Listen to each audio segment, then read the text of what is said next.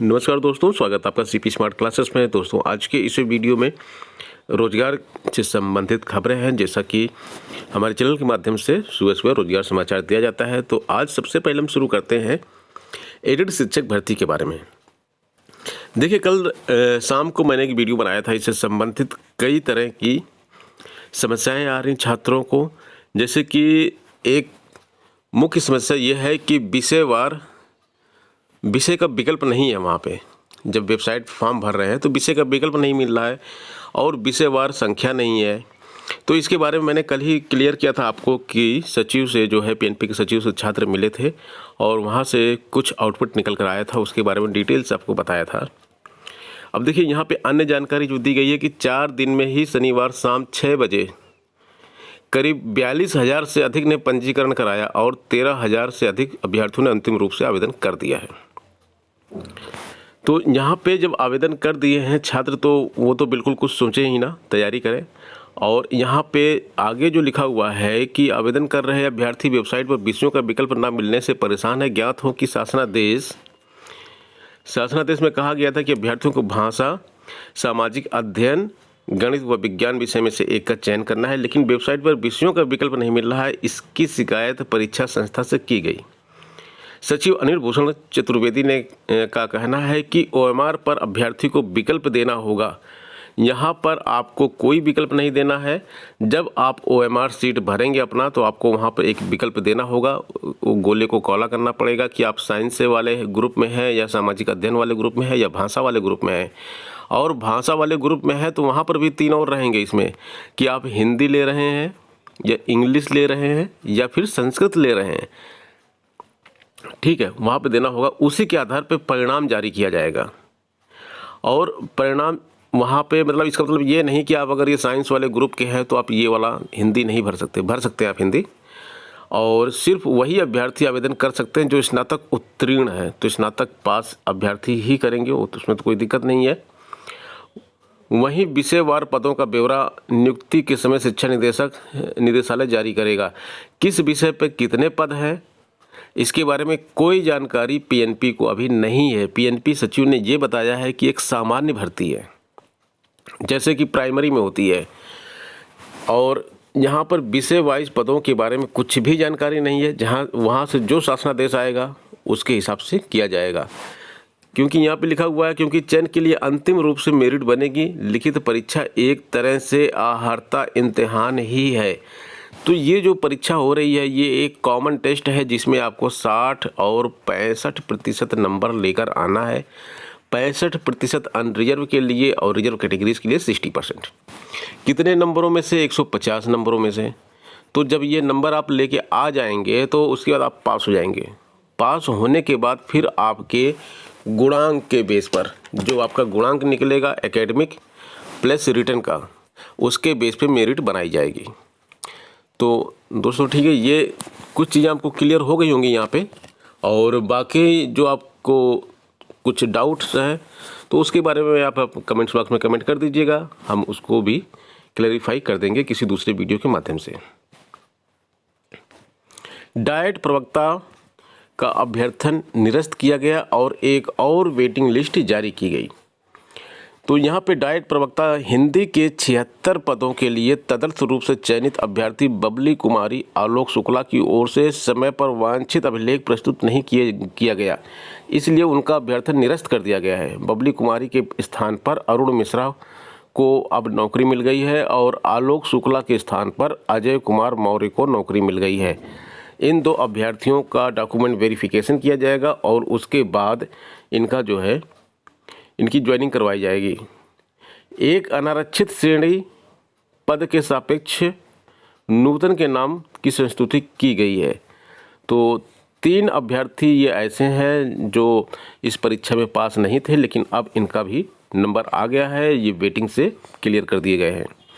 प्रधानाचार्य एलोपैथी पद पर चयन कर लिया गया है और एक पद था, उस पर साक्षात्कार 6 मार्च को कराया गया था। उप सचिव विनोद सिंह ने बताया कि इस पद के सापेक्ष अरविंद का चयन किया गया है।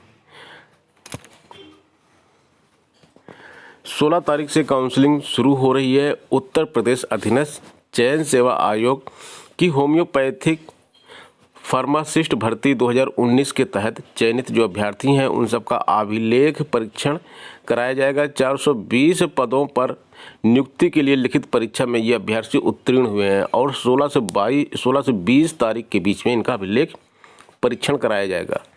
आयोग के सचिव आशुतोष मोहन अग्निहोत्री ने बताया है कि आहर्ता व अभिलेख परीक्षण संबंधी कार्रवाई लखनऊ में विभूति खंड गोमती नगर स्थित पिकअप भवन के तृतीय तल पर होगी। दोस्तों, एसएससी के पहले चरण की परीक्षा सीईटी के जिम्मे कर दी गई है और अभी जो आप देख रहे हैं कि एक यहाँ पे जो विज्ञापन था कांस्टेबल जीडी परीक्षा 2020 के बाद पहले चरण की स्क्रीनिंग ऑनलाइन परीक्षा की जिम्मेदारी राष्ट्रीय भर्ती एजेंसी को सौंपी गई है। एसएससी की ओर से 25 मार्च को घोषित होने वाली कांस्टेबल जीडी 2020 परीक्षा आयोग की ओर से अंतिम स्क्रीनिंग परीक्षा होगी। एसएससी अब स्क्रीनिंग परीक्षा नहीं कराएगा। पहले चरण टियर 1 की परीक्षा के लिए कोई विज्ञापन भी नहीं जारी करेगा। सितंबर 2021 से एसएससी, रेलवे और बैंकिंग परीक्षाएं कॉमन एलिजिबिलिटी टेस्ट सीईटी की परीक्षा होगी और यहाँ से जो है कॉमन एलिजिबिलिटी टेस्ट सीईटी के माध्यम से कराई जाएंगी। सीईटी के जरिए पहले चरण में अभ्यर्थियों की छंटनी के बाद मूल परीक्षा संबंधित भर्ती बोर्ड से कराए जाएंगे। सीईटी जब आप पास कर लेंगे तो इसके बाद आपको या तो रेलवे में अगर आप अप्लाई करेंगे तो रेलवे में जो यहाँ के पास कैंडिडेट हैं सीईटी के वही रेलवे में अप्लाई कर पाएंगे जो पोस्ट निकलेगी, और बैंकिंग में भी वही अप्लाई कर पाएंगे। इसके साथ साथ एसएससी में भी वही अप्लाई कर पाएंगे जो यहाँ के पास कैंडिडेट होंगे सीईटी की। तो सीईटी एक कॉमन एलिजिबिलिटी टेस्ट कराएगा। अब आप सीईटी की तैयारी करनी पड़ेगी आपको। सीईटी जो है एक बिल्कुल कॉमन एलिजिबिलिटी टेस्ट है। और दोस्तों, मैं आपको बता दूं एक चीज़, यहाँ पे जो छात्र यूपी के, बिहार के या फिर इधर राजस्थान साइड के हैं, मध्य प्रदेश के हैं, उनके लिए एक बड़ी समस्या आती है क्योंकि वो बैंकिंग और रेलवे की परीक्षाओं से घबराते हैं और अपनी स्टेट की जो परीक्षाएं होती हैं, चयन आयोग होते हैं, उसी में लगे रहते हैं। तो अब आपको देखिए यहाँ पे आगे आना पड़ेगा और आपको अपनी घबराहट निकालनी पड़ेगी क्योंकि सीईटी भी यहाँ पे बन चुका है। तो यहाँ पे जो आपकी घबराहट है वो है इंग्लिश की। ठीक है, इंग्लिश को आप ध्यान से पढ़िए, थोड़ा आराम से पढ़िए। और इंग्लिश में ऐसा कुछ नहीं है कि आप इसको इतना डरते हैं। यूपी के, बिहार के छात्र मैथ से नहीं डरते लेकिन इंग्लिश से बहुत डरते हैं। तो इंग्लिश के लिए देखिए हमारे मोबाइल एप्लीकेशन पे भीम सर का इंग्लिश की क्लास चल रही है, उसको मैं यूट्यूब पे भी चला रहा हूँ। यूट्यूब पे डेली उनकी क्लास आती है और 15-20 मिनट का वीडियो होता है, उसको आप देखेंगे तो आपकी इंग्लिश की जो ग्रामर की दिक्कत है, जिससे आप डरते हैं एसएससी की परीक्षाओं से, बैंकिंग की परीक्षाओं से, वो घबराहट आपकी दूर हो जाएगी। एसएससी एमटीएस 2019 का रिजल्ट जारी कर दिया गया है। 8,992 छात्रों को नौकरी मिल गई है। कर्मचारी चयन आयोग ने मल्टीटास्किंग स्टाफ एमटीएस की परीक्षा 2019 का अंतिम परिणाम घोषित कर दिया कि 3 चरणों में परिणाम होता है ना, इसका 3 चरणों में रिजल्ट आता है, 3 चरणों में परीक्षा होती है। अब केवल ज्वाइनिंग का काम बाकी रह गया। अंतिम रूप से चयनित 8,992 अभ्यर्थियों को केंद्र सरकार के विभिन्न विभागों में मल्टीटास्किंग स्टाफ के पद पर नौकरी मिलेगी। और मल्टीटास्किंग स्टाफ के कई काम होते हैं। 607 अभ्यर्थियों के परिणाम अनियमितता के आरोप में रोक लिया गया है। आयोग इन अभ्यर्थियों के परिणाम की जांच कराएगा। जांच में सही पाए जाने पर इन अभ्यर्थियों को नौकरी मिल सकेगी, अन्यथा इनको नौकरी नहीं मिलेगी। आयोग की ओर से सफल 8,385 अभ्यर्थी जो है, इनकी ज्वाइनिंग जो है इनको दे दी जाएगी। इनका परिणाम वेबसाइट पर उपलब्ध है और इसका जो है पीडीएफ आप वेबसाइट पर जाके देख सकते हैं और अपना नाम उसमें देख सकते हैं। मैं टेलीग्राम ग्रुप में इसको पोस्ट कर दूंगा इसकी पीडीएफ, तो टेलीग्राम ग्रुप का लिंक आपको डिस्क्रिप्शन बॉक्स में मिलेगा, आप वहां से भी जाके देख सकते हैं इसको। यूपी SSSC से एक और अच्छी न्यूज़ है कि जेल वार्डर के 3,638 पदों के लिए कट ऑफ जारी कर दिया गया है। जेल वार्डर के 3,638 पदों के लिए हुई लिखित परीक्षा के बाद कट ऑफ जारी कर दिया गया। अनारक्षित पुरुषों के लिए कट ऑफ 187.2530 गया, यहाँ पे 2530 अंक है, और अनारक्षित महिलाओं के लिए 166.001 अंक निर्धारित किया गया है। वहीं जेल वार्डर, फायरमैन और घुड़सवार के पदों पर होने वाली भर्ती के लिए 22 मार्च से दस्तावेजों का सत्यापन किया जाएगा। 22 मार्च से। और शारीरिक दक्षता परीक्षा यानी कि DVPESC PST शुरू होगी, यह उन सभी जिलों में होगी जहां पर जोनल मुख्यालय है, यानी कि लखनऊ में होगी। लखनऊ जोनल मुख्यालय है। लखनऊ जोन में जितने ज़िले आते हैं उन सब ज़िलों के छात्र यहाँ पे लखनऊ में आएंगे करवाने। आसपास के ज़िले जैसे कानपुर हो गया, आगरा हो गया, बरेली हो गया, मेरठ हो गया, वाराणसी हो गया, प्रयागराज हो गया, गोरखपुर हो गया। ज़िलों की पुलिस लाइन में DVPST होगी। और इसमेमें जो है कुल पदों में से 3012 पुरुषों के और 626 महिलाओं के पद थे। फायरमैन के 2065 और घुड़सवार पुलिस के लिए 102 पदों पर चयन होना है। तो जेल वार्डर के लिए 14,429 और 14,429 पुरुष और 3,179 महिलाओं को DV और PST के लिए चुना गया है। PCS की परीक्षा में इस बार रिकॉर्ड तोड़ आवेदन हुए हैं। 7 लाख आवेदन आ गए हैं अभी तक। PCS के 400 पद हैं और ACF RFO के 16 पद हैं इसमें। और यहाँ पे जो है 13 जून को इसकी प्रारंभिक परीक्षा प्रस्तावित है। बड़ी संख्या में आवेदन आने के कारण इस बार आयोग को अतिरिक्त परीक्षा केंद्रों की स्थापना करनी पड़ेगी, यानी कि व्यवस्था करनी पड़ेगी। PCS 2021 RFO 21 की आवेदन प्रक्रिया 5 फरवरी से शुरू हुई थी। ऑनलाइन माध्यम से परीक्षा शुल्क बैंक में जमा करने की अंतिम तिथि 2 मार्च और ऑनलाइन आवेदन सबमिट करने की अंतिम तिथि 5 मार्च निर्धारित की गई थी। तो अब 5 मार्च निकल गया तो देखा गया तो 7 लाख आवेदन यहाँ पे हो चुके हैं, जो कि एक रिकॉर्ड है। इससे पहले PCS परीक्षा के लिए इतनी बड़ी संख्या में आवेदन कभी नहीं आए थे, जबकि एक बार पदों की संख्या में पूर्व में हुई लगातार कई परीक्षाओं में पदों की संख्या से कम है।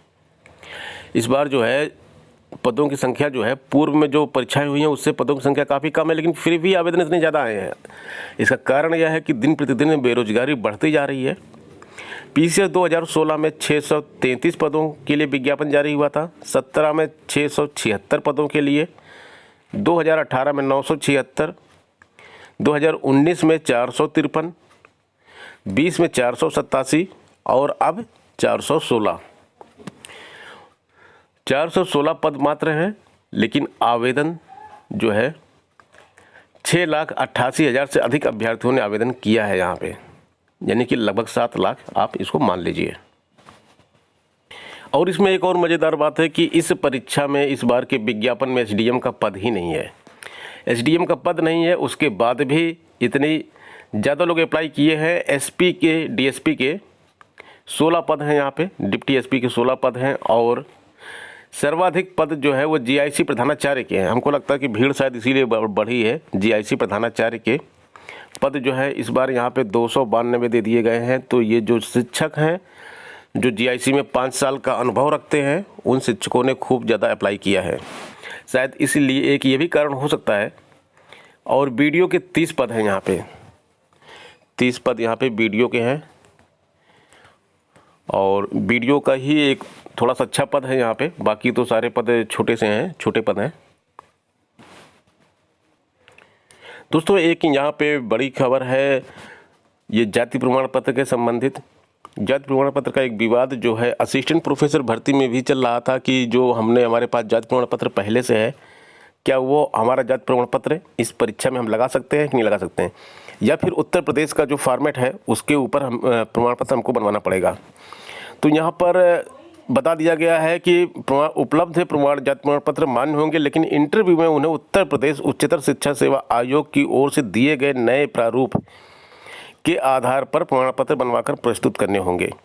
तो अभी इससे आप फॉर्म भर दीजिए, इसमें कोई दिक्कत नहीं है। जो पुराना प्रमाण पत्र है आपके पास उसको लगा दीजिए, लेकिन जब आपका सिलेक्शन हो जाएगा, इंटरव्यू में आप जाएंगे, तो उच्चतर शिक्षा सेवा आयोग ने जो प्रारूप दिया है उसी पे आपको बनवा के ले जाना होगा। तो कोई दिक्कत नहीं है, उस पर बन जाता है आराम से, क्योंकि जब सब कुछ सही है तो प्रारूप कोई भी हो, आपकी जाति थोड़ी ना चेंज हो जाएगी।